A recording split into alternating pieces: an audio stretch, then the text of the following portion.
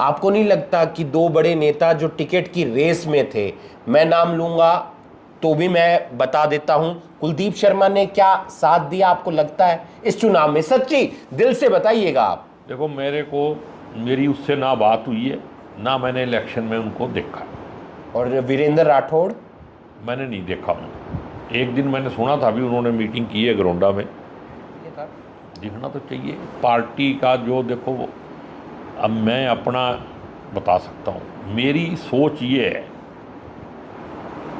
कि अगर आप पार्टी का विरोध करते हो तो फिर पार्टी से मांगने का भी आपका हक नहीं है। भी कहा कि कुछ लोग हैं जिन्होंने छुरा घोंपा पीठ में, आप मानते हैं ये उनकी तरफ से जो बात कही गई है उनका दर्द है? देखो, दर्द भी हो सकता है, लेकिन रिजल्ट आने से पहले उनको नहीं कहना चाहिए था, ऐसा मेरा मानना है। मैं गलत भी हो सकता हूँ। रिजल्ट आने से पहले उनको अगर कहना था तो लिख के पार्टी हाईकमांड को कंप्लेंट करनी चाहिए थी, बोलना रिजल्ट के बाद ही चाहिए था। सर, अकेला बंदा कोई रोए उससे अच्छा उन्होंने मीडिया के आगे बता दिया, उन्होंने अपना दुखदी रख दी, तो इसमें गलत क्या है? पार्टी का डिसिप्लिन भी तो कोई चीज़ है, पार्टी से बड़ा कोई नहीं है। मैं टिप्पणी नहीं करता। कौन सी सीट्स आपको लग रही हैं जहां पर सबसे ज्यादा फाइट है? हिसार, भिवानी और कुरुक्षेत्र मुझे ऐसी सीट्स लग रही हैं जिन पर सबसे ज्यादा फाइट है आपके हिसाब से, क्योंकि आप राजनीति काफी जानते हैं। तो हरियाणा में ऐसी कौन सी सीट्स हैं जिन पर आपको टक्कर लग रही है, कड़ी टक्कर? देखो, कड़ी टक्कर जो है ना, मैं 4 सीटों पे मानता हूँ जी। एक तो गुरुग्राम जी। फंसा हुआ केस फरीदाबाद है। अच्छा। जबकि हमारा कैंडिडेट जीत रहा है वहाँ। फंसे होने के बावजूद भी वो आपके हिसाब से एज है वहां पर? हाँ। महेंद्र प्रताप को। दूसरा भिवानी, आपकी बात ठीक है, तीसरी भिवानी। तीसरी। और चौथी अगर फंसी हुई है, मेरे हिसाब से तो जीती हुई है, लेकिन जो सारे टोटल ये दिखाते हैं ना मीडिया वाले, जितना भी प्रचार, वो करनाल को ही फंसी हुई मानते हैं, जबकि मैं इसको फंसी हुई नहीं मानता। भूपेंद्र सिंह हुड्डा की नहीं चली तो फिर किसकी चली? नहीं, मैं वही पूछना चाह रहा हूं, क्या भूपेंद्र सिंह हुड्डा की इसमें नहीं चली? आपको नहीं लगता? मेरा तो ये सवाल है। मेरे हिसाब से तो उनकी चली। नहीं चली। नहीं, मेरे हिसाब से तो चली। उन्हीं की चली 10 की 10 सीट पर। 10 की 10 पे चली होगी, हमारे को तो उसमें कोई इन्वॉल्वमेंट नहीं थी। नतीजे कल आने हैं, लेकिन उससे पहले तमाम नेता अपने घरों में मीटिंग कर रहे हैं और इस बात का इंतजार कर रहे हैं कि जीत उनकी हो। लेकिन पता चलेगा दोपहर के बाद कि तस्वीर क्या है। क्या एनडीए की सरकार फिर से बनने जा रही है? क्या प्रधानमंत्री नरेंद्र मोदी तीसरी बार प्रधानमंत्री बनेंगे, या फिर इस बार इंडिया गठबंधन, जो तमाम अलग अलग घटक दल हैं, वो मिलकर सरकार बना रहे हैं? हालांकि वहां से प्रधानमंत्री कौन बनेगा ये वक्त बताएगा, उससे पहले इंतजार इस बात का है कि जीत किसकी होगी। हमारे साथ हैं शमशेर सिंह गोगी, जो कांग्रेस के विधायक हैं असम से। असम में भी उन्होंने काफी चुनाव प्रचार किया अपने उम्मीदवार दिव्यांशु बुद्धिराजा के लिए, और साथ ही साथ अपनी एक नजदीक की नेता कुमारी सैलजा, उनके लोकसभा क्षेत्र में भी वो गए। कैसा रहा चुनाव, करनाल का भी और सिरसा का भी? देखो, इस बार का जो चुनाव था वो पिछले चुनाव से अलग था।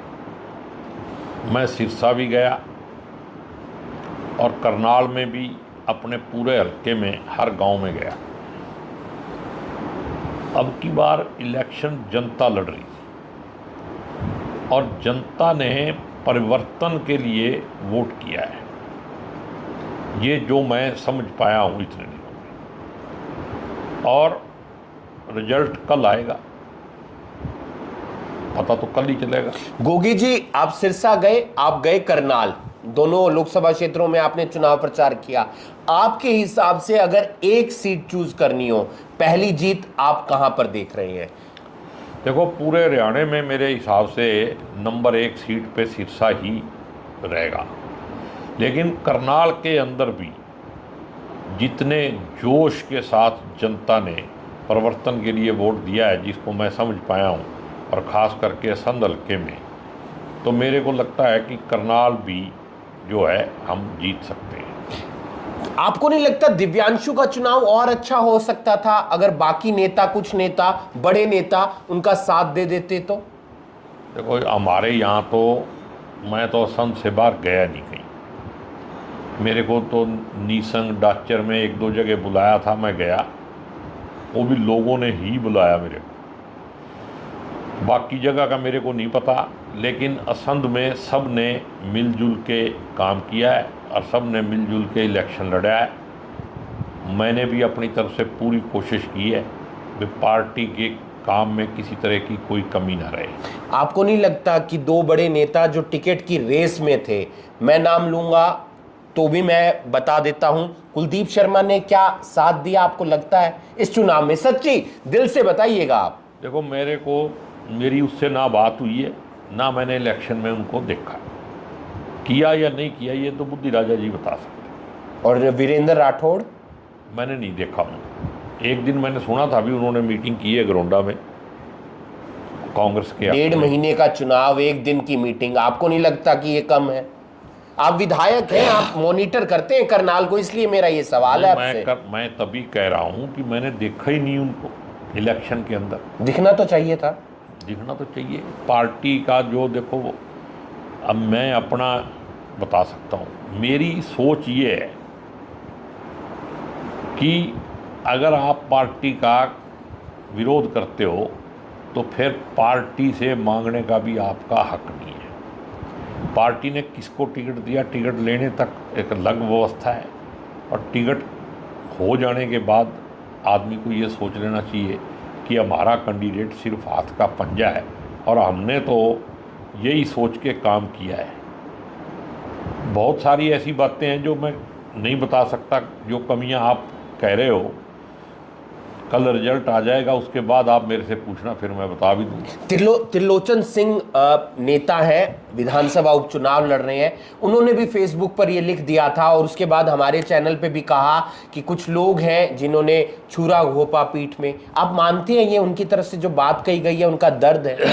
देखो दर्द भी हो सकता है, लेकिन रिजल्ट आने से पहले उनको नहीं कहना चाहिए था, ऐसा मेरा मानना है। मैं गलत भी हो सकता हूँ। रिजल्ट आने से पहले उनको अगर कहना था तो लिख के पार्टी हाईकमांड को कंप्लेंट करनी चाहिए थी, बोलना रिजल्ट के बाद ही चाहिए था। सर अकेला बंदा कोई रोए, उससे अच्छा उन्होंने मीडिया के आगे बता दिया, उन्होंने अपना दुखदी रख दी, तो इसमें गलत क्या है? पार्टी का डिसिप्लिन भी तो कोई चीज़ है, पार्टी से बड़ा कोई नहीं है। आपको लगता है कि उनकी पीठ पे छुरा घोंपा होगा किसी ने? मेरे को देखो कुछ पता नहीं है, ना मैं करनाल में जा पाया, ना मेरे पास टाइम था, ठीक है ना। असम से दिव्यांशु बुद्धि राजा जीत रहे हैं या हार रहे हैं? मेरे हिसाब से तो दिव्यांशु बुद्धि राजा बढ़िया लीड लेके जीतेंगे। और करनाल लोकसभा? करनाल लोकसभा भी जीतेंगे, आप देख लेना। मेरे पास जो रिपोर्ट है, सीआईडी की रिपोर्ट जो भी है और ग्राउंड रिपोर्ट जो भी है, मैं 9 के 9 हल्के में लोगों से बात की है। लोग ये कहते हैं कि जब हमने वोट दिव्यांशु बुद्धि राजा को डाले हैं, आम आदमी जो गांव में जाते हैं जहां, तो फिर खट्टर कैसे जीत जाएगा। अच्छा, आप करनाल से चले गए कुमारी सैलजा के चुनाव प्रचार में, उनकी रैली में, उनकी जनसभाओं में, अलग अलग जगह जो भी चुनाव प्रचार था, भूपेंद्र सिंह हुड्डा नहीं पहुंचे वहां पर। ये बात आप भूपेंद्र सिंह हुड्डा से पूछना, अब मैं तो, मेरा लेवल ही नहीं है इसमें। हुड्डा साहब नहीं गए या गए, स्टार प्रचारक की लिस्ट में उनका नाम था। लोकसभा तो सबकी है। हमारे तो वहाँ, मैंने वहाँ पे काफ़ी दिन लगाए और मेरे वहाँ प्रोग्राम लगे हुए थे हल्कों में जी, रतिया, टोहाना, एलनाबाद, जहाँ जहाँ डिमांड आई जी, वहाँ पे पार्टी ऑफिस से मेरे पास स्पेशल सिरसा से प्रोग्राम आता था भी इन गांव में आपने मीटिंग एआईसीसी से ना, लोकसभा का जो ऑफिस था जी, जी, जी, वहाँ से, और मैं वहाँ गया। उसके बाद मैंने इसके साथ साथ अपने हलके में भी कोई गांव ऐसा नहीं है जिसमें मैंने जाके हाजिरी नहीं लगाई, क्योंकि कैंडिडेट तो सिर्फ एक दिन दिया हमारे, सिर्फ एक दिन, एक ही दिन में जो राउंड हुआ 4 तारीख को हुआ, उसके बाद हमारे को प्रोग्राम ही नहीं दिया। हम कहते रह गए भी एक दिन और दो। तो उसके बाद सिर्फ हुड्डा साहब आए तो उस दिन आए वो, और एक दिन सालवन में आए और वहीं से हम फिर उनको संत बाजार में लेंगे। इतना ही टाइम दिया उन्होंने। कैंडिडेट ने संत में ज़्यादा टाइम नहीं दिया, लेकिन हमने अपनी जितनी भी हमारे से ज़्यादा से ज़्यादा मेहनत हो सकती थी और मदद हो सकती थी वो की। यहाँ है, वहाँ भी चले जाते। कहाँ? सिरसा भी चले जाते। सिरसा नहीं गए ना आप? तो थे चुनाव प्रचार में भूपेंद्र सिंह हुड्डा। चले जाते तो अच्छी बात थी। अब मेरे को इस बारे में जो ज्ञान नहीं है उसके बारे में मैं टिप्पणी नहीं करता।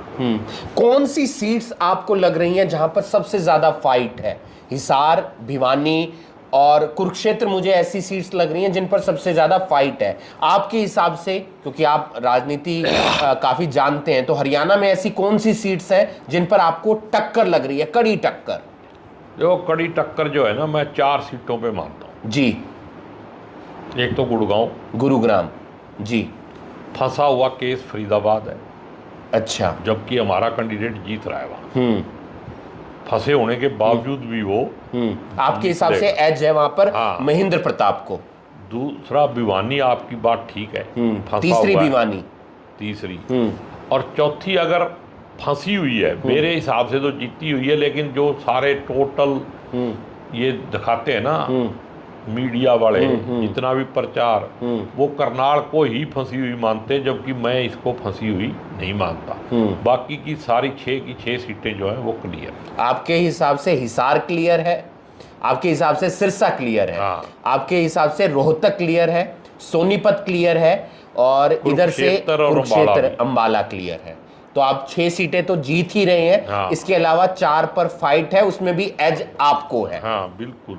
क्या टिकटें सही बटी थी आपके हिसाब से? देखो, टिकटों में मेरे हिसाब से जो हाईकमांड फैसला कर देती है उस पर टीका टिप्पणी करने का कोई अधिकार नहीं है। भूपेंद्र सिंह हुड्डा की नहीं चली? भूपेंद्र सिंह हुड्डा की नहीं चली तो फिर किसकी चली? नहीं, मैं वही पूछना चाह रहा हूं, क्या भूपेंद्र सिंह हुड्डा की इसमें नहीं चली? आपको नहीं लगता? मेरा तो ये सवाल है। मेरे हिसाब से तो उनकी चली। नहीं चली। नहीं, मेरे हिसाब से तो चली। उन्हीं की चली। 10 की 10 सीट पर। 10 की 10 पे चली होगी। हमारे को तो उसमें कोई इन्वॉल्वमेंट नहीं थी। शैलजा भी, कुमारी शैलजा को भी टिकट उन्होंने ही दिलवाया, क्योंकि वो तो शायद ऐसा देखो, कुमारी शैलजा का कद ऐसा है कि उसको टिकट दिलवाने के लिए किसी की मदद की जरूरत भी नहीं है। तो सोनिया गांधी की बिल्कुल नजदीक है। मैं कहता हूँ पार्टी की सीनियर नेता है वो, और पार्टी के जो 30 आदमी पूरे इंडिया में हैं उनमें से एक है। तो इसलिए उनको टिकट लेने के लिए या किसी की मदद की जरूरत हो, ऐसा नहीं है। तो पार्टी हाईकमान ने खुद ही कह दिया होगा। शैलजा जी के बारे में पार्टी हाईकमान ने ही तय किया कि उनको लड़ना है, और उन्होंने पहले दिन कह दिया था मैं पार्टी हाईकमान जहां से कहेगी वहीं से लड़ूंगी। हालांकि उनकी इच्छा विधानसभा चुनाव लड़ने की थी, कई बार वो जिक्र भी करती हैं। अब कौन सा मना कर दिया? विधानसभा भी लड़ते हैं। विधानसभा भी लड़के, और मुख्यमंत्री का चेहरा वो हरियाणा देखो, का। मुख्यमंत्री तो हाईकमान नहीं बनाना है, लेकिन अपनी अपनी भावना है, जो जिसके साथ जुड़ा हुआ है। तो वो ये रिजल्ट निकल जाए, फिर इसके बाद अभी देखना आप 2 महीने, अब दिन रात एक हो जाएगी। आपको लगता है कि भिवानी जो सीट थी, क्योंकि उस पर बहुत गुटबाजी रही किरण चौधरी और रावदान सिंह के बीच, वहां पर कुछ हो सकता था? अगर गुटबाजी ना होती तो चीजें और सुधर सकती थी, आपको लगता है ऐसा? आप मेरे को एक बात बताओ, जहाँ पे भी 2 या 3 आदमी टिकट मांगेंगे तो एक को ही मिलेगी ना।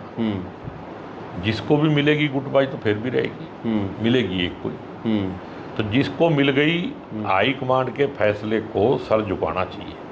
आखिरी 2 सवाल, आपको नहीं लगता कि सबसे सलाह मशवरा होना चाहिए? क्योंकि आपने खुद ने कहा कि भूपेंद्र सिंह हुड्डा की चली, तो सबसे सलाह मशवरा होना चाहिए था। मैं कहता हूँ, मैं करनाल डिस्ट्रिक्ट में अकेला MLA हूँ।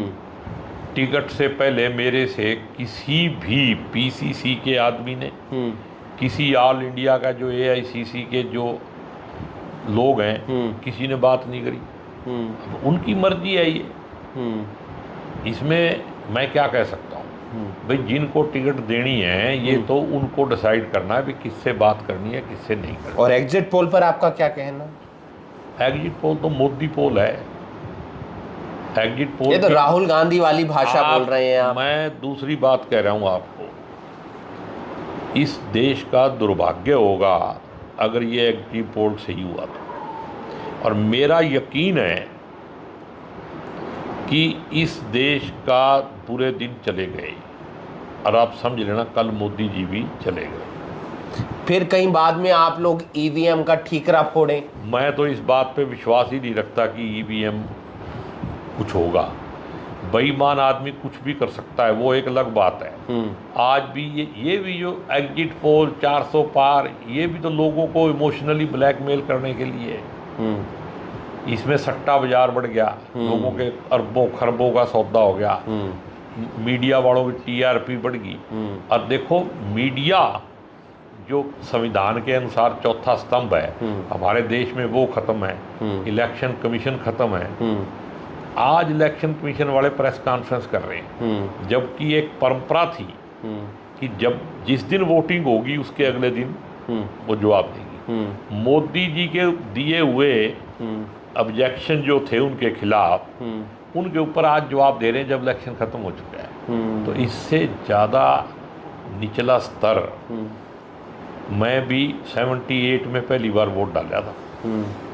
आज तक मैंने तो इलेक्शन कमीशन के बारे में ऐसी विचारधारा जो मेरी आज बनी है, मतलब दुर्भाग्य है हमारे देश का कि यहाँ इलेक्शन कमीशन ऐसी है, फिर भी लोकतंत्र जिंदा है। इसीलिए मुझे विश्वास है कि जनता ने इलेक्शन लड़ा है और जनता से कोई जीत नहीं सकता। ये इलेक्शन तो जनता वर्सेस तानाशाह था। तो हमारे साथ थे असम से विधायक शमशेर सिंह गोगी, कांग्रेस के नेता हैं। न सिर्फ करनाल में चुनाव प्रचार किया बल्कि कुमारी सैलजा के लिए चुनाव प्रचार करने सिरसा लोकसभा क्षेत्र में भी गए। कई नेताओं पर निशाना भी साधा, साथ ही साथ ये भी बताया कि कौन कौन सी सीट कांग्रेस पार्टी हरियाणा के अंदर एक तरफा जीत रही है और कौन सी सीट पर फाइट है।